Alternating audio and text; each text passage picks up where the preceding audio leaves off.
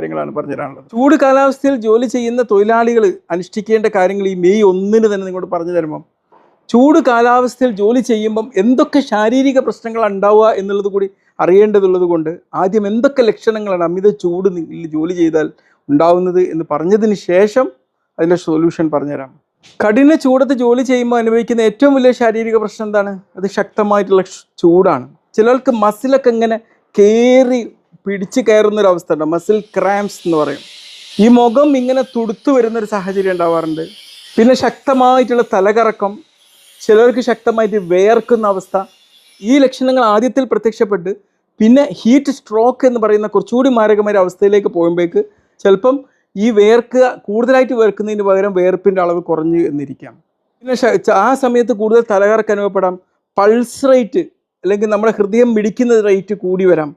പിന്നെ വല്ലാത്തൊരു ആശയക്കുഴപ്പം അനുഭവപ്പെടുന്ന അവസ്ഥ.